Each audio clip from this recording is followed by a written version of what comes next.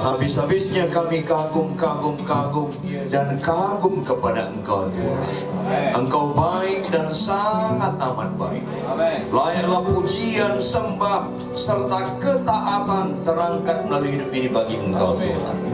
Dalam garis ketaatanlah tiba saatnya kami mendengarkan kebenaran firman-Mu. Lembutkan hati kami Tuhan. Jangan ada paradigma, tata nilai, mindset, profil diri kami mengadakan perlawanan terhadap kebenaran. Kalau ada kebenaran tidak cocok pada kami, bukan kebenaran yang berubah, tapi kami yang berubah. Dan buat setiap jiwa di tempat ini suka berubah, sehingga mereka menikmati ibadah sejati pulang sangat beda dengan ketika mereka tiba. Roh Kudus berotoritaslah, sebab dalam nama Yesus kami siap diubahkan. Haleluya. Semua yang percaya sama-sama katakan amin. Tepuk tangan yang keras. Amin, amin, amin. Silakan duduk. Shalom. Shalom. Tuhan baik. Amin.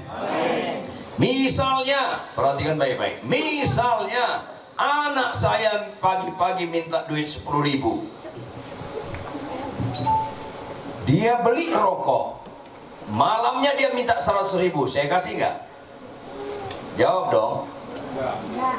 10.000 dia nggak bisa pertanggungjawabkan. Dia beli rokok, dia minta 100.000 malamnya. Saya kasih nggak? Enggak lah. Nyambung.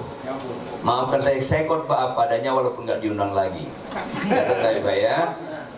Catat baik-baik. Salah satu orang bodoh tidak konsisten. Hari ini tanggal berapa saudara? 12, 13. Oke, 13. Tahun ini ada berapa hari? 365 hari. Dari 365 hari kita pakai sudah berapa hari? Jawab dong. 44 hari. 31 tambah 13 ya. 44 hari. Berarti sisanya berapa hari? Masih bagus ke matematika lo. Berapa hari sisanya? 321 hari. Nyambung gak sih? 44 tambah 321. Iya, 365 ya. Halo, jujur ya. Kalau 44 hari Anda malas baca Alkitab, jujur dong, kira-kira 321 hari dikasih lagi gak? Mereka gak rela muka lo. Jangan-jangan ada bulan ini kita meninggal. Mulai takut kan? Halo. Kristen itu bukan agama kebanggaan, tapi Kristen itu agama tanggung jawab. Kita jangan lagi mendekati Yesus yang akan datang sebagai bayi Natal. Dia akan datang kedua kali sebagai hakim. Harus bertanggung jawab. Kristen itu bertanggung jawab. Tanya diri Anda, saya bertanggung jawab nggak sebagai suami? Kalau Anda suami, Anda bertanggung jawab nggak sebagai istri? Anda bertanggung jawab nggak sebagai orang tua? Anda bertanggung jawab nggak sebagai anak? Anda bertanggung jawab nggak sebagai pelajar? Anda bertanggung jawab sebagai pelayan? Anda bertanggung jawab nggak dalam pacaran Anda, dalam pergaulan Anda? Ini semua akan dihakimi. Kayaknya nggak rela muka lo. Gak apa-apa, lain kali jangan undang khotbah saya. Undang aja pengkhotbah yang enak-enak khotbahnya, supaya enak Anda masuk nerakanya. Kayaknya gagal fokus lo nih. Yuk jujur yuk. Ibadah yang sejati bicara menerima atau memberi?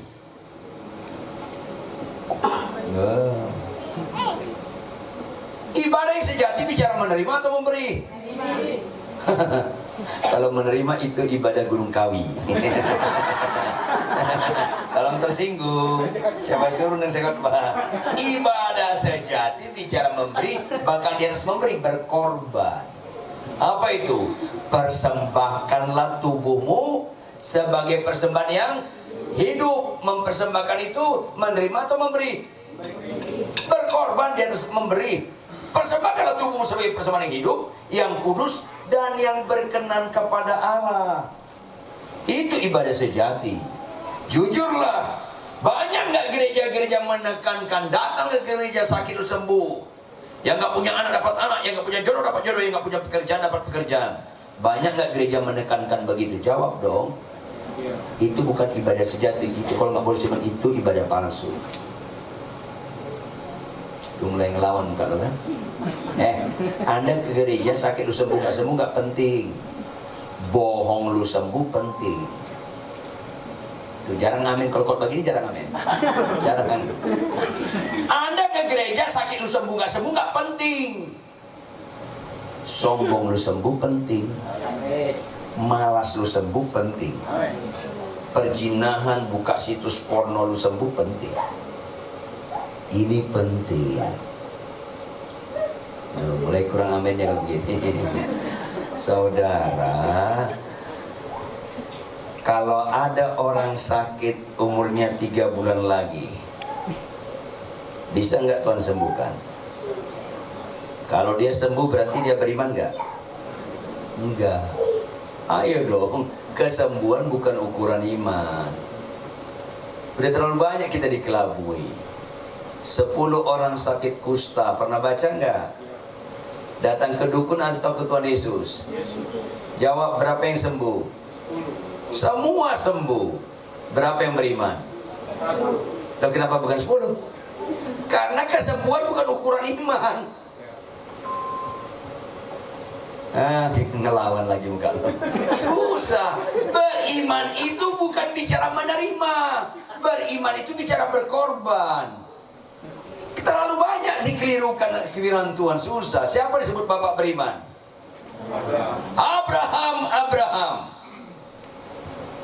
Kau akan punya keturunan sebanyak bintang di langit. Itu perintah atau janji? Janji. Berarti Abraham bicara memberi atau menerima? Bukan situ Abraham dulu disebut bapak beriman.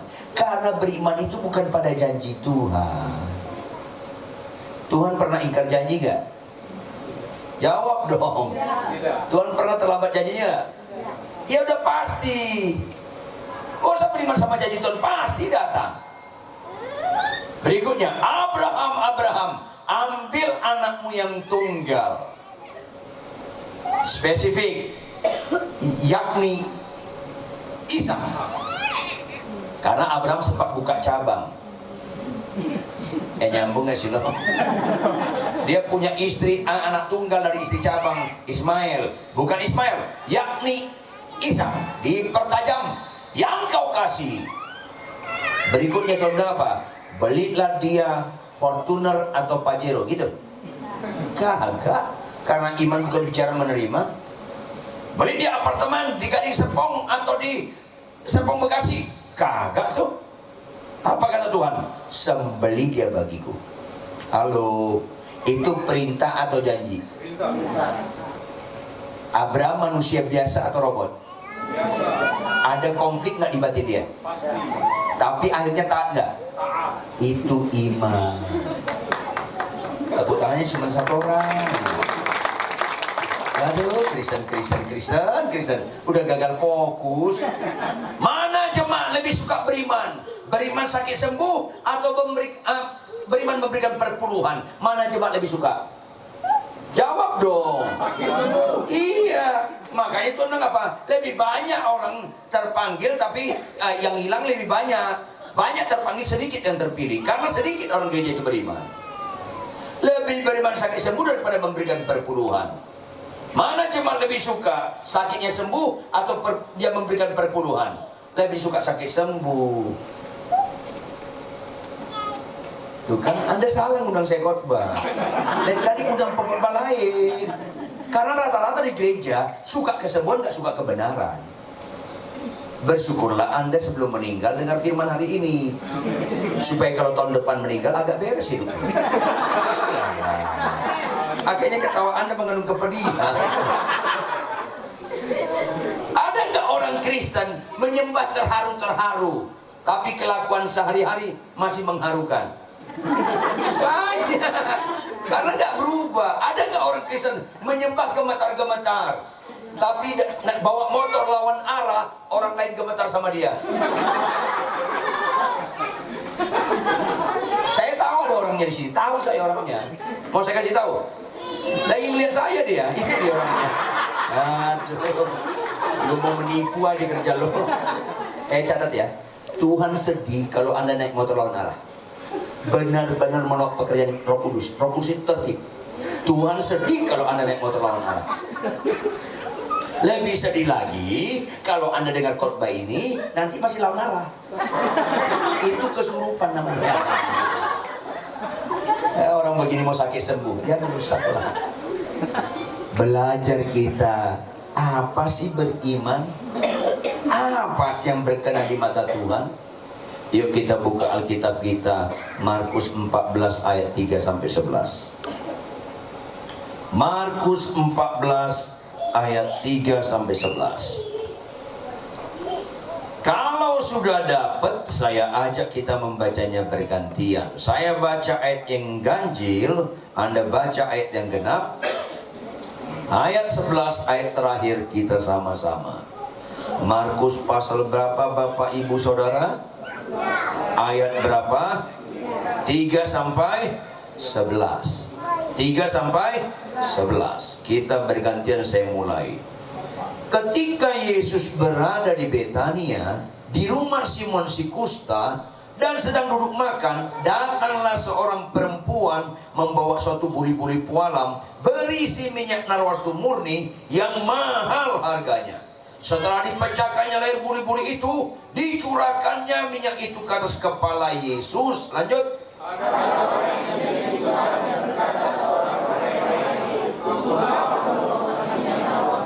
Sebab minyak ini dapat dijual 300 dinar lebih, dan uangnya dapat diberikan kepada orang-orang miskin. Lalu mereka memarahi perempuan itu. Tetapi Yesus berkata, biarkanlah dia, mengapa kamu menyusahkan dia? Dia telah melakukan suatu perbuatan yang baik padamu. Karena orang-orang miskin selalu ada padamu, dan kamu dapat menolong mereka bila mana kamu mengendakinya. Tetapi aku tidak akan selalu bersama-sama kamu. Dia telah melakukan apa yang dapat dilakukannya. Aku berkata kepadamu, sesungguhnya di mana saja Injil diberitakan seluruh dunia, apa yang dilakukannya ini akan disebut juga untuk mengingat dia. Lalu dengan Yudas Iskariot, salah seorang dari kedua rasul itu, sama-sama mereka sangat gembira waktu mendengarnya, dan mereka berjanji akan memberikan uang kepadanya. Kemudian ia mencari kesempatan yang baik untuk menyerahkan Yesus. Saudara yang kekasih, ada dua pribadi disorot dalam dua perikop ini. Satu pribadi seorang wanita, satu pribadi seorang pria. Seorang wanita ini, tahu nggak? Ada yang tahu nggak dia latar belakangnya apa? Halo? Wanita yang memecahkan buli-buli pualam berisi minyak narwastu yang mahal harganya, dia curahkan ke atas kepala Yesus. Siapa perempuan ini? Ada yang tahu nggak latar belakangnya? Halo? Udah pada makan malam udah? Kayaknya lu semua. Siapa perempuan ini? Latar belakangnya apa? Pelacur. Ulangi. Pelacur. Perempuan ini latar belakangnya pelacur. Si pria namanya Yudas Iskariot. Latar belakangnya apa? Murid Tuhan Yesus. Sangat kontras. Yang satu pelacur, yang satu murid Yesus. Tolong jawab. Seharusnya mana yang lebih rohani? Murid Tuhan Yesus. Tapi pada kenyataannya, mana yang lebih rohani? Ngerti kan? Halo? Di mana kata kuncinya? Di mana kata kuncinya? Catat bebek. Kata kuncinya di mantan. Ulangi, di mana? Perempuan ini jadi mantan pelacur. Yudas jadi mantan murid Yesus. Nyambung gak sih? Jujur, mana lebih bagus? Mantan pembohong atau mantan jujur? Ngerti kan? Mana lebih bagus? Mantan pemalas atau mantan rajin? Mana lebih bagus, mantan pemarah atau mantan lemah lembut? Ngerti kan? Kalau ngerti, kenapa bohong lo, malas lo, pemarah lo, sampai sekarang belum mantan-mantan? Nyambung gak sih? Jangan hanya nyambung, bertobat lo. Kenapa nggak mantan-mantan? Terlalu kita hina Yesus Allah Immanuel menyertai kita. Manusia lama kita belum mantan-mantan. Terlalu kita hina Allah Immanuel. Kalau kita disertai Allah, keteladanan hidup kita nggak di atas rata-rata. Terlalu kita hina. Anda diam, nyambung nggak sih? Siapa di sini jago main bola kaki? Anda bertiga lawan ada saya 2 orang teman, pasti Anda kalah. Kalau saya disertai oleh Lionel Messi dengan Ronaldo, 50-0 loh. Nyambung nggak? Wajar nggak saya menang kalau disertai oleh Lionel Messi dan Ronaldo? Wajar nggak? Wajar lah kalau Anda disertai Allah, Anda unggul dalam keteladanan hidup. Kalau nggak wajar loh.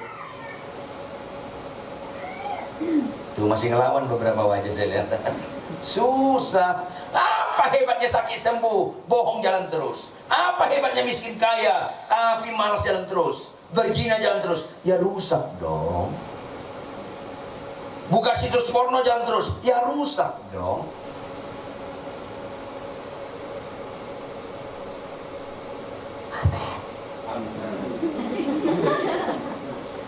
Saya sedih. Orang kira sakit sembuh identik bisa masuk surga. Kagak. Buktinya 10 orang kusta, 10 sembuh ekstrim, 9 masuk neraka. Terbalik, 9. Kalau nggak percaya Anda, matilah nanti malam, lihatlah, 9 masuk. Ya kalau nggak percaya,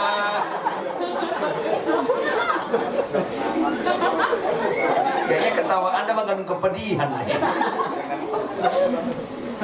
Nggak ada hebatnya sakit sembuh, nggak ada hebatnya miskin kaya. Tapi berubah nggak kelakuan kita, itu hebat. Hidupku bukan aku lagi, nggak? Itu hebat. Amin. Tepuk tangan. Apa setelah tepuk tangan? Bertobat. Karena nggak ada rohaninya tepuk tangan. Iman tanpa perbuatan mati. Tepuk tangan tanpa pertobatan, innalillahi. Saudara yang kekasih, harimau mati meninggalkan apa? Payah nggak? Yang jelas dong. Belang. Gajah mati meninggalkan apa? Manusia mati meninggalkan apa? Meninggalkan utang kan? Ketahuan nih yang punya utang. Kira-kira Anda kalau mati tahun ini sudah wangi nggak kelakuan Anda di depan banyak orang? Hidup ini adalah kesempatan. Hidup ini, saya takut malaikat kasih backsound. Bohong. Saya takut. Orang kan bisa kita bohongi, Tuhan kan nggak bisa. Nanti ya. Khotbah bagus belum tentu melayani Tuhan. Mimpin pujian bagus, main musik bagus, belum tentu melayani Tuhan. Taat pada firman itu melayani Tuhan. Kalau saya khotbah bagus, istri saya bentak-bentak, saya maki-maki, saya nggak melayani Tuhan di mata Tuhan. Mau lihat rohani saya, jangan lihat waktu khotbah. Gampang sekali rohani waktu khotbah. Kalau Anda mau lihat rohani saya, tinggal di rumah saya 6 bulan, nggak bayar. Lihat sehari-hari. Kalau istri saya kurang hemat berkata-kata atau kurang hemat boros, kalau istri saya ngomel-ngomel, saya tidak buka mulut. Perempuan kalau lagi marah, nalarnya tumpul. Kalau lu jelaskan, makin ruwet sama dia. Kalau istri saya marah-marah, saya tidak buka mulut, saya tatap dia dengan senyum. Saya ngomong sama Tuhan Yesus yang ada di tengah-tengah kami. Yesus ada di situ. Saya ngomong, Tuhan, Energik banget, istriku sehat ya. Tanda-tanda istri sehat masih bisa ngomel. Kalau istri kita diam lulu, itu tanda-tanda meriang. Kalau istri ketawa melulu, itu tanda-tanda gangguan jiwa. Kalau istri saya marah lagi, tetap saya nggak buka mulut, saya tatap terus dia. Saya bilang sama Tuhan, sungguh aku nggak salah pilih. Cocok banget aku sama dia. Kau kirimkan dia menjadi pahat yang tajam untuk mengukir saya. Lanjutkan Tuhan. Kalau marah lagi dia, tetap saya nggak buka mulut, tetap saya tatap dia, saya senyum. Saya bilang sama Tuhan, biarkan dia solo karir. Aku tidak tertarik duet. Gak usah ketawa, bertobat aja. Kalau istri saya marah lagi, tetap saya nggak mau membuka mulut, saya tatap aja dia. Saya bilang sama Tuhan, Tuhan, istriku ini satu-satunya di dunia. Manusia langka dia Tuhan. Tolong lestarikan Tuhan. Jangan dia don mati, aku don mati. Dan selalu berakhir istri saya kalah. Karena marah itu capek. Akhirnya dia bilang, Pak, aku udah tadi marah-marah, kok Papa senyum-senyum aja. Maka saya bilang, Ma, tinggi saya 2 meter kurang banyak. Tapi daya nikmat saya di atas rata-rata. So sweet. Pendek bisa narsis. Kekuatan laki-laki bukan di badan besar. Kekuatan laki-laki bukan di banyak duit, bukan. Kekuatan laki-laki di ketenangan, di kesabaran, di penuh pengertian. Makanya tidak ada Adam nafsu, yang ada Hawa nafsu. Jangan ketawa lu, bertobat aja lu. Gak ada, lu cari di kamus bahasa Indonesia kata Adam nafsu. Gak ada Adam nafsu, itu gak ada. Yang ada apa? Siapa yang nafsuan? Si Hawa. Kristen. Kalau ada pria sini suka ngomel, kalau ada pria sini cerewet, lu pergi tuh pakai daster lari tuh. Pakai daster lu. Saudara, rohani orang lihat di rumah, bukan untuk khotbah. Bisa khotbah bagus, bisa buat mujizat, bisa terkenal, tapi juga bisa main-main dalam dosa. Bisa khotbah bagus, mujizat banyak, jamaat banyak, bisa punya istri simpanan.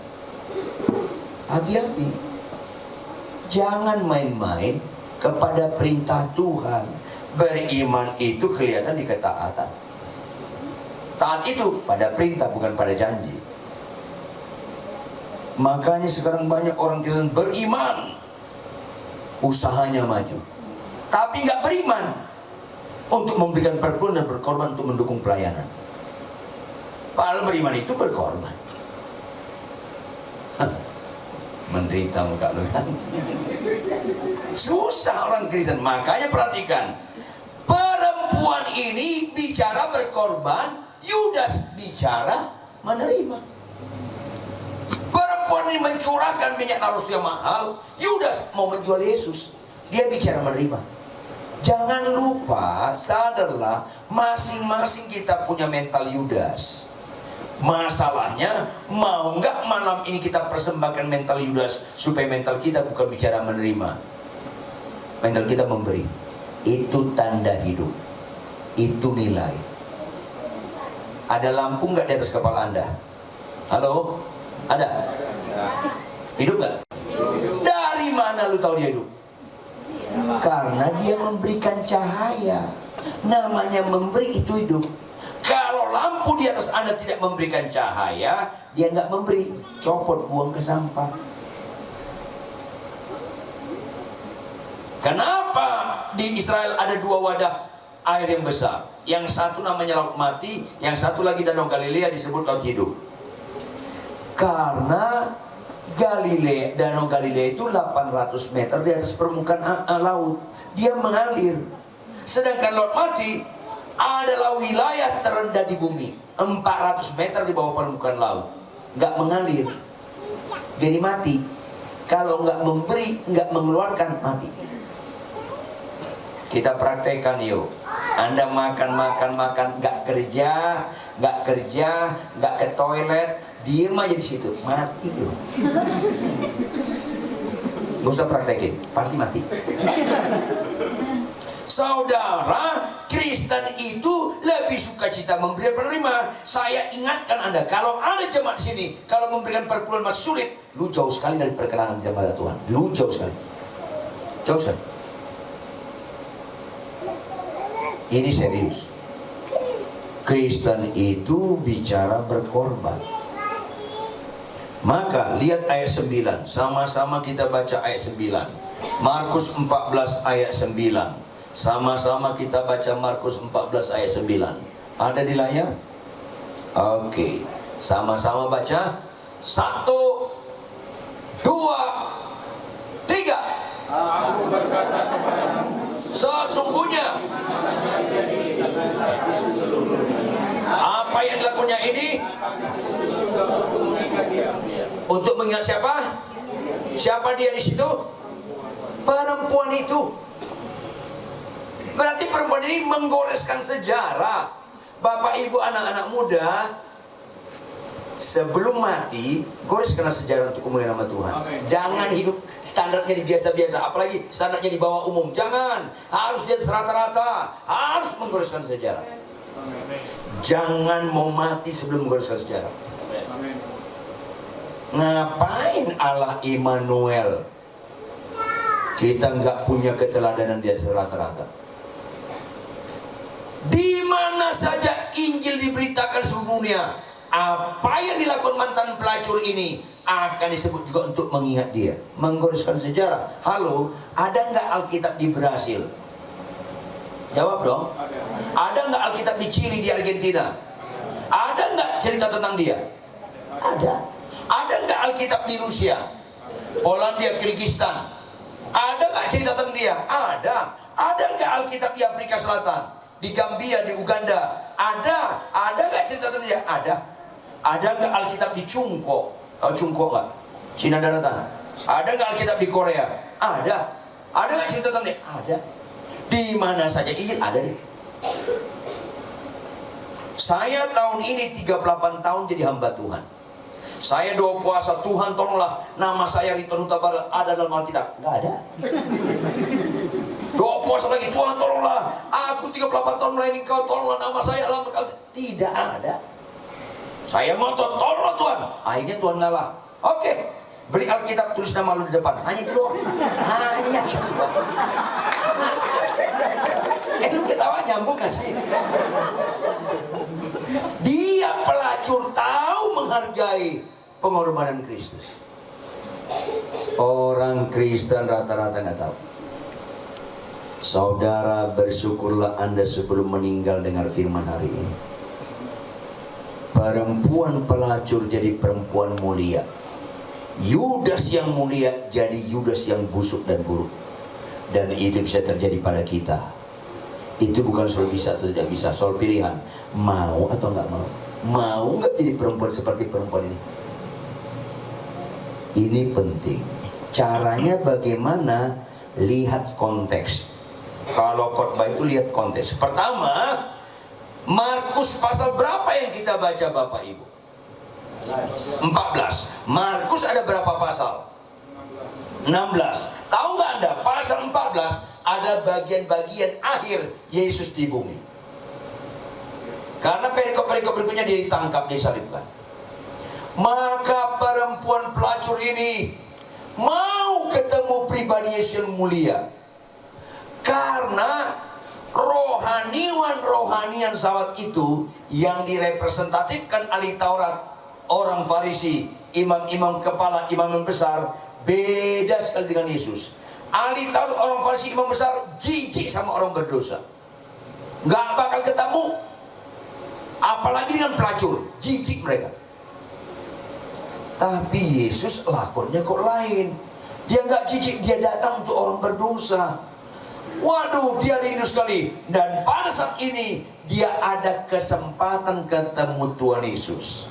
Tapi terjadi konflik dalam batinnya yang tidak mudah. Tampilkan operator ayat 3. Ayat 3 operator. Perhatikan konteks. Ayat 3 dikatakan apa? Ketika Yesus berada di Orang kaya banget. kegagalan gereja memberi penghormatan terlalu lebih sama orang kaya. Halo, saya sama orang kaya keras sekali khotbah saya. Ada orang kaya nggak sih? Lihat saya. Sama orang kaya saya keras khotbahnya. Karena saya nggak tertarik uangnya. Saya tidak tertarik dengan uangnya. Sama orang kaya saya keras khotbahnya. Sama orang miskin lebih keras lagi khotbah saya. Ada orang miskin di sini. Supaya jangan sempurna penderitaan dia. Udah miskin di bumi, sombong lagi loh.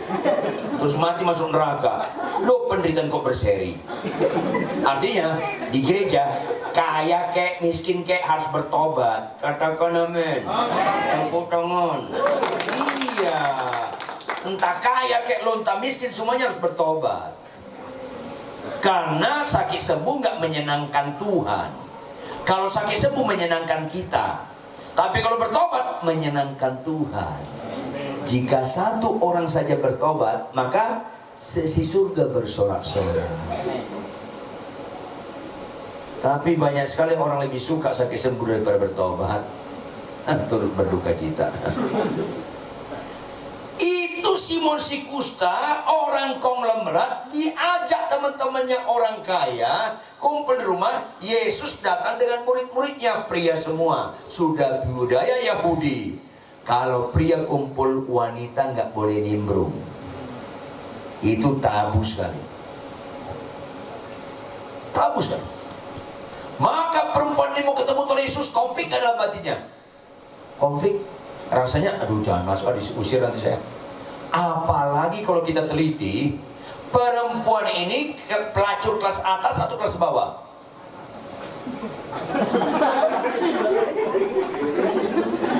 Gak rela muka. Kan ada data. Kelas atas atau kelas bawah? Dari mana kita tahu dia kelas atas? Dia punya minyak narwastu yang mahal harganya. Kalau Alkitab berkata mahal, itu nggak relatif, memang benar mahal. Dia high class, kelas atas. Kalau kelas bawah, dia cukup punya minyak angin cap elang. Saya dramatisir sedikit ya. Boleh dong saya dramatisir, kan saya khotbah. Dia pelacur kelas atas. Kalau dia masuk, jangan-jangan Simon si kusta orang kaya dengan teman-temannya pernah pakai dia. Tidak bisa loh. Khotbah itu harus konteks. Maka ada konflik gak di batin si pelacur ini untuk masuk? Ada. Lebih lanjut, akhirnya dia masuk gak? Kenapa? Karena budaya Kristiani dia hidupkan. Apa itu budaya Kristiani? Sangkal diri. Anda Bapak Ibu harus tahu, lifestyle kekristenan itu sangkal diri. Karena hanya dua kemungkinan, jangan pura-pura nggak nyambung. Hanya dua kemungkinan. Kalau Anda nggak terlatih sangkal diri, pasti Anda sangkal Yesus. Hanya dua kemungkinan. Lu nggak mau sangkal Yesus, sangkal diri. Harus militan, tidak sangkal diri. Mulai dari mana? Mulai dari perkara yang kecil. Apa itu? Capek tidak capek, ngantuk tidak ngantuk, sehat kurang sehat, konflik tidak konflik sama pasangan atau keluarga. Tetap kita bangun pagi baca Alkitab. Itu latihan sangkal diri. Maafkan saya Bapak Ibu anak-anak muda, kalau Anda nggak ada gairah bangun pagi baca Alkitab, maafkan saya, masih bobrok rohani itu. Orang Islam sembahyang subuh, orang Kristen ngorok. Makin keras azannya, makin keras ngorok. Iya, nggak ada orangnya di sini, nggak ada yang ngaku. Malah sempat lagi mimpi makan capcay. Bangun kesiangan, nggak baca Alkitab tiap hari. Terus nyanyinya apa? Aku mengasihi engkau, kau yang langsung malaikat bilang apa? Tuhan ini bohong ya. Iya. Gua sambar ya, mau disambar malaikat. Tuhan jangan. Tuhan ini bohong. Bertahun-tahun nyanyi aku mengasihi kau terindah, kenyataannya tindakannya nggak sesuai, nggak konsisten. Gua sambar ya. Tuhan jangan. Tuhan kenapa kau sabar sekali? Ya, nanti kuutus hambaku Ridwan Huta Barat khotbah di situ. Bertobat nanti mereka. Amin. Amin. Jangan senang dulu, dialog malaikatnya belum selesai. Oh, jadi bertobat ya Tuhan? Iya. Sorry Tuhan, apalagi kalau mereka nggak bertobat, ya udah sambar aja.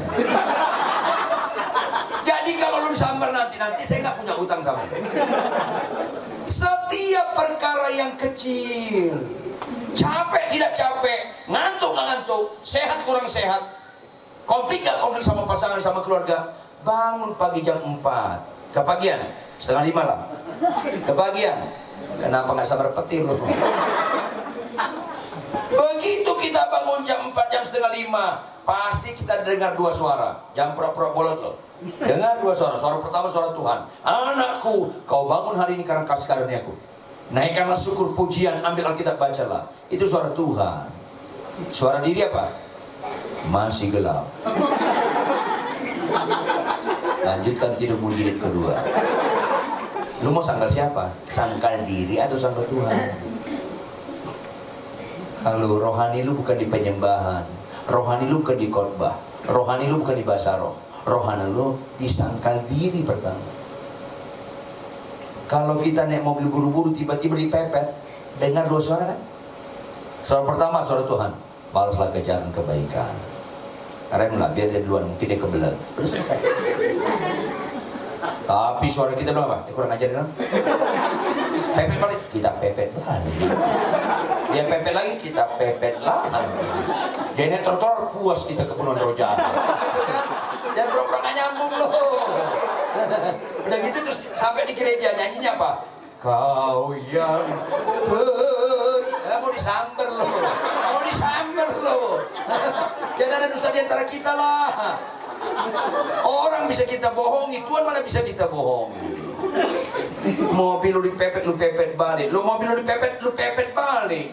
Paling di belakang mobil lu ada stiker tulisannya Yesus Kristus juru mudiku. Oh, sempurna banget. Sempurna banget. Kristen. Kayaknya lu salah kalau saya khotbah lu. Dibongkarlah kemunafikan kita semua ini. Saudara, jangan-jangan dari tadi nyanyian kita sedang menyakiti Tuhan. Penyembahan, pujian, khotbah kalau nggak didasari ketaatan, nyampe ke telinga Tuhan itu mengejek Tuhan. Penyembahan, pujian, khotbah kalau nggak didasari ketaatan, nyampe di telinga Tuhan itu mengejek Tuhan. Makanya penyembahan, khotbah, pelayanan harus didasari dengan ketaatan absolut dalam kehidupan sehari-hari. Gagal ulangi sampai menjadi bagian kehidupan.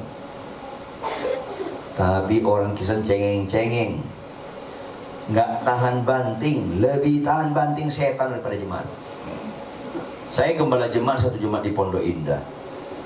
Asal mau ibadah saya berdoa, kami berdoa, tim setengah jam sebelum ibadah kami berdoa. Salah satu doanya apa? Dalam nama Yesus, iblis dan roh jahat, roh kegelapan tidak boleh ambil bagian dalam ibadah. Kami ikat, kami tolak, kami usir, keluar dia. Minggu depan datang lagi nggak deh? Datang iblis itu. Saya kan kita ikat lagi. Dalam Yesus, ibadah hari ini tidak boleh iblis intervensi. Kami ikat, kami tolak, kami usir, keluar dia. Minggu depan datang lagi ya? Datang. Makanya kita terus berdoa. Lain dengan jemaat. Kalau jemaat kita usir, keluar. Minggu depan datang lagi ya? Nggak datang. Jangan pura-pura nggak denger loh. Jemaat yang gampang tersinggung, yang gampang pemarah, yang gampang ngambek, nggak usah nyanyi ku tak akan. Lebih cocok setan daripada lu. Lu ketawa enggak? Jangan-jangan setan lebih cocok. Ku tak akan, lebih cocok dia. Diusir dia balik, lu diusir sekali, ngambek, pindah gereja. Lucu-lucu sedih. Sangkal diri. Halo, rata-rata orang Kristen itu nggak berubah. Jujur ya. Mana orang Kristen lebih mudah tidak terlambat? Ke gereja atau ke bandara? Jawab. Tuh ketawa lu mengandung kepedihan. Saudara, bandara dari sini lebih jauh banget daripada rumah lu ke gereja. Tapi survei membuktikan, kalau pesawat lu ke Bali jam 7 malam, sampai bandara jam berapa? Ngerti kan? Kalau ibadah kita jam 7 malam, sampai gereja jam berapa? Kan ngerti kan? Yang terlambat tolong tersinggung. Siapa suruh saya khotbah? Jemaat saya tegur, kenapa terlambat gereja? Rumah lu di Pondok Indah, gereja di Pondok Indah, kenapa terlambat lu? Berapa kali lu setahun ke Inggris? Dia ada usaha di Inggris. 4 kali setahun 4 pendeta. Pesawat lu jam berapa? Jam 8 malam. Sampai di bandara jam berapa? Jam setengah 6. Kok gereja lu terlambat? Ujung-ujungnya duit. Ngerti kan? Kalau terlambat di bandara, angus tiketnya, duit kan? Kalau terlambat di gereja, udah lewat kolektanya. Dan gak nyambung lah. Lain kali jangan undang saya khotbah, menyembah, gementar-gementar, kelakuan gak berubah. Itu kan ngejek Tuhan. Bersyukurlah Anda sebelum meninggal dengan firman hari ini, supaya kalau tahun ini meninggal agak beres hidup ini. Sangkal diri. Saya ulangi, kalau Anda mau lihat rohani saya, jangan waktu khotbah. Gampang sekali rohani waktu kegiatan-kegiatan rohani.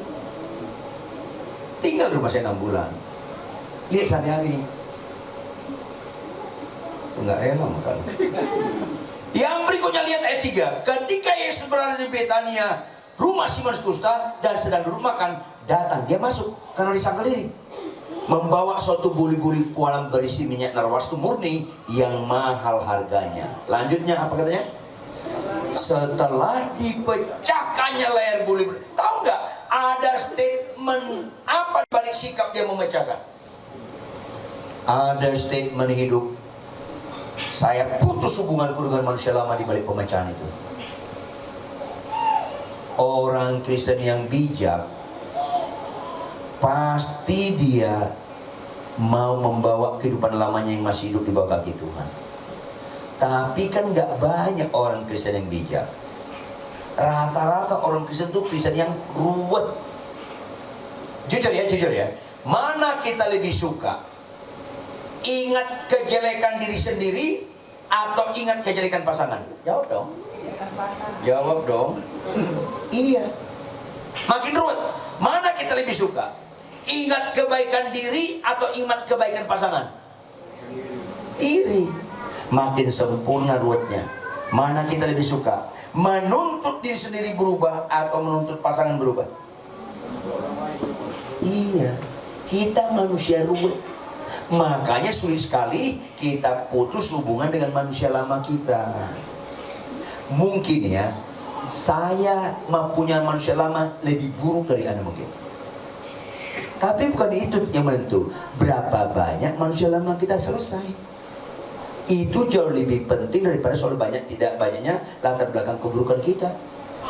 Kalau saya jahatnya, sifat saya jahat 50, Anda 20, kan lebih banyak saya.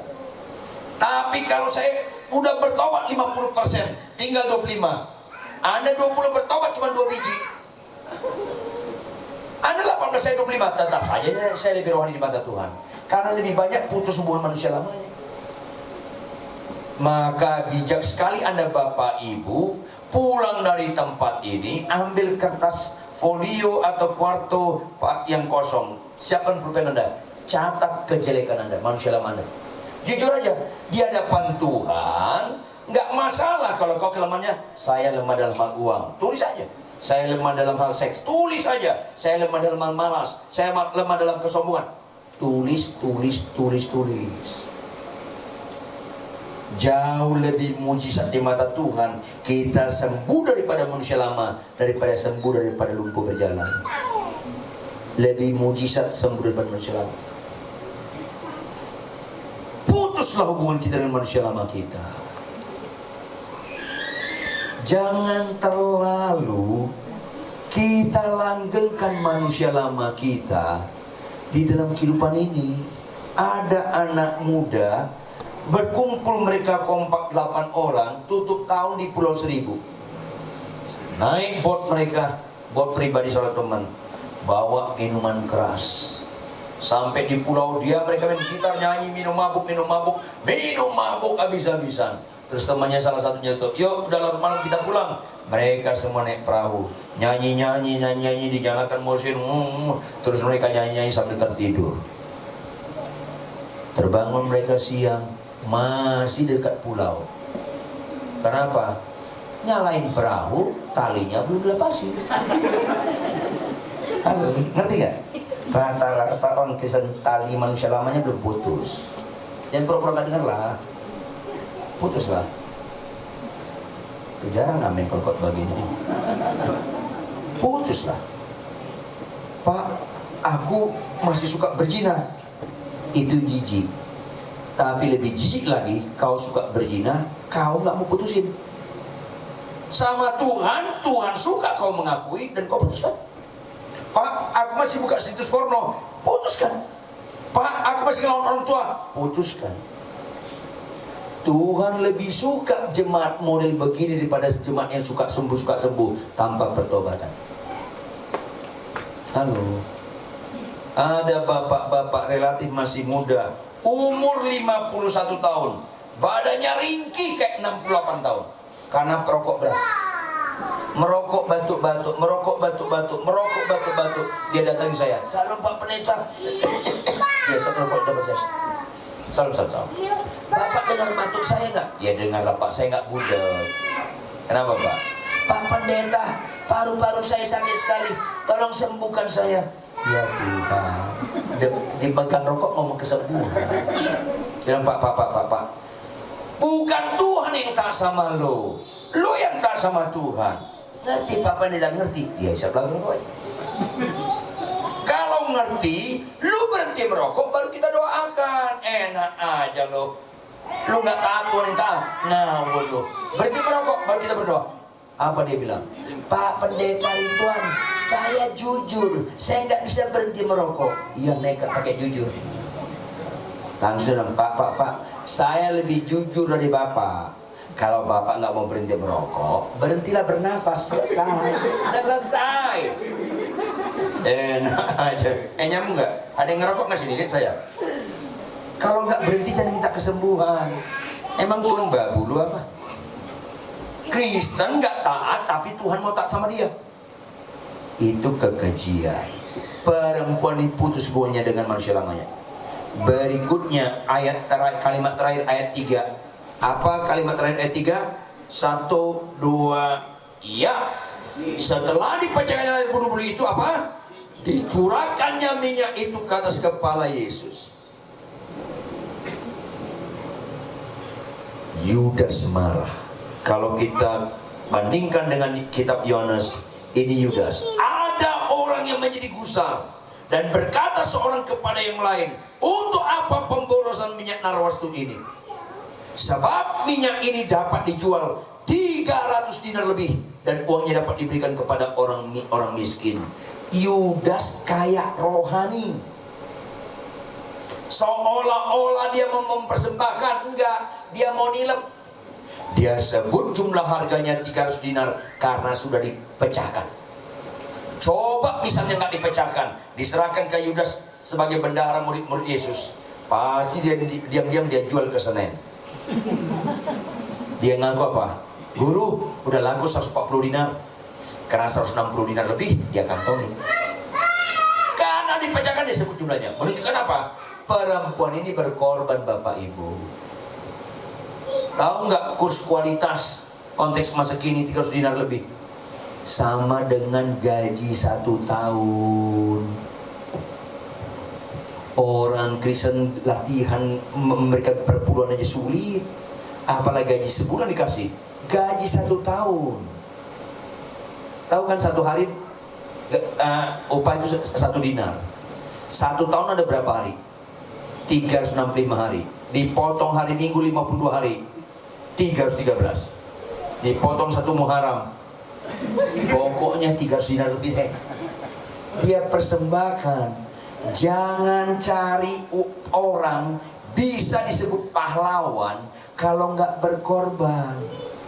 Untuk anak sekolah minggunya 50 orang, ayamnya 40, ada ibu-ibu langsung ambil 2 supaya makin kurang lagi. Kalau ada di sini tolong bertobat, bukan kebetulan kau di sini. Tapi lebih ngeri lagi, kau dengar khotbah ini, kau tunjuk suami kau supaya berubah. Kau tunjuk suami, ngeles kau.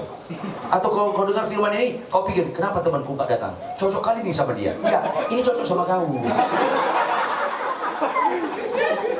Kau ditembak Tuhan masih bisa ngeles. Berarti kau lebih jauh dari Tuhan dong. Tuhan nembak masih gak kena kau. Kalau kau jauh lebih jauh dari Tuhan, mimbar ini surga, kau mati nanti kelewat surganya. Iya kan? Kalau nggak percaya mati lah nanti malam. Jangan dengar firman masih ngeles kau. Susah. Ketawa kau mengandung kepedihan, susah kesan ini. Saudara yang kekasih apa? Berkorban itu salah satu ciri utama Kristen. Sangkal diri dan pikul itu bicara berkorban. Jangan ngorbanin orang lah. Lebih baik kita menghormati orang daripada cari penghormatan orang. Lebih baik orang dapat tempat duduk daripada kita dapat tempat duduk, orang lain tidak dapat. Kalau itu dibudayakan di gereja ini, pasti diberkati gereja ini. Apa setelah amin? Bertobat. Ya karena nggak ada rohaninya kata amin amin, tapi kalau nggak berubah kan si amin anak Pak Hanafi nanti nongol. Iyalah. Amin, tepuk tangan, haleluya. Itu belum tentu rohani kalau nggak ada perubahan. Akhirnya itu jadi tradisi doang. Maka berikutnya apa? Lihat ayat 6. Ayat 6. Ketika murid-murid provokator si Yudas terprovokasi Petrus dan kawan-kawan, ikut mereka memarahi perempuan ini. Ayat 6 sama-sama baca. 1, 2, ya. Tetapi Yesus berkata, mengapa kamu jangan dia? Itu lagi model Kristen. Ciri utama Kristen apa? Lakukanlah sesuatu perbuatan yang baik di mata Tuhan, bukan di mata orang. Nggak peduli mata orang.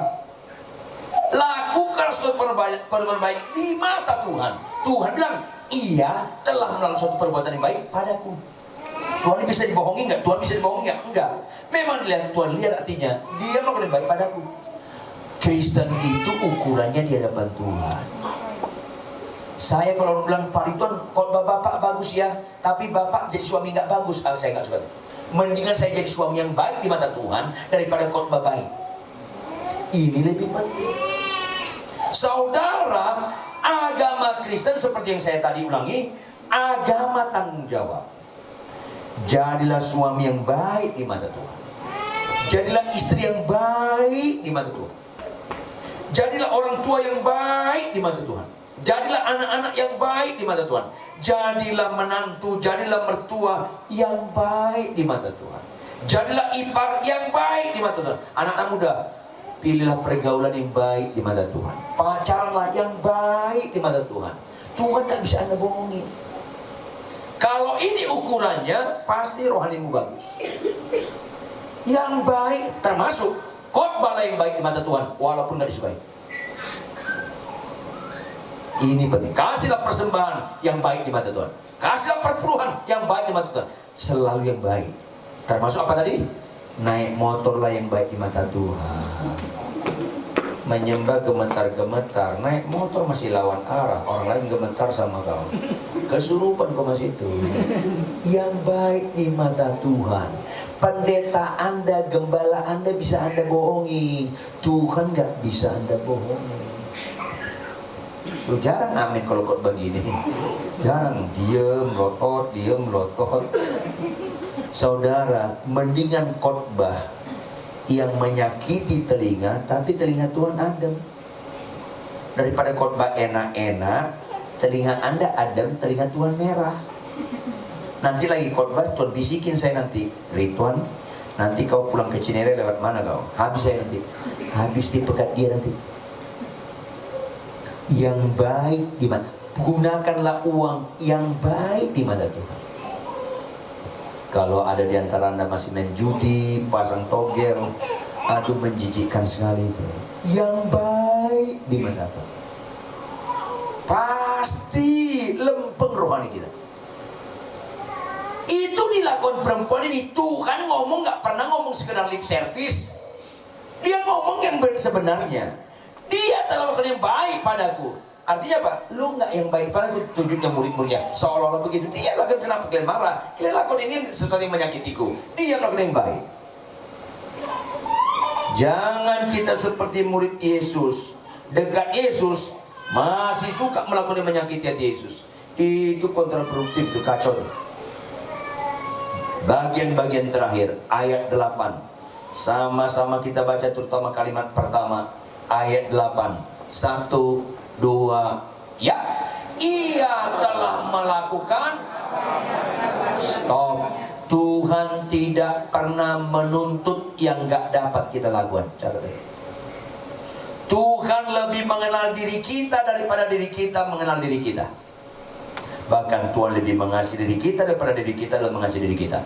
Kalau Tuhan suruh, kasihlah istrimu. Kalau Tuhan suruh, turut kepada suamimu. Kalau Tuhan suruh, hormatilah orang tuamu. Kalau Tuhan suruh, balaslah kejahatan dengan kebaikan. Semuanya itu bukan soal bisa atau tidak bisa, soal mau atau nggak mau. Karena pasti dapat. Nggak mungkin Tuhan suruh yang nggak dapat. Katakan amin. Termasuk memberikan perpuluhan, termasuk baca kitab tiap hari. Itu yang dapat kita. Nggak mungkin Tuhan menyuruh yang tidak dapat kita lakukan. Jangankan Tuhan, kita saja seorang bapak nggak mungkin menyuruh anak kita yang nggak bisa dilakukan, nggak mungkin. Misalnya dulu anak saya masih kuliah, saya bilang, nak semester berapa? Semester 5 pak. Semester 6 beli apartemen untuk papa ya. Yang nggak bisa, aku lagi kuliah, harus beli. Itu bapak gangguan jiwa. Nggak ada orang tua menyuruh anaknya yang nggak dapat dilakukan, apalagi Tuhan. Halo, yang terlambat mulai detik ini nggak boleh terlambat. Tuh, nggak ada amin kan? Udah tahu. Yang malas baca Alkitab mulai saat ini nggak boleh malas baca Alkitab.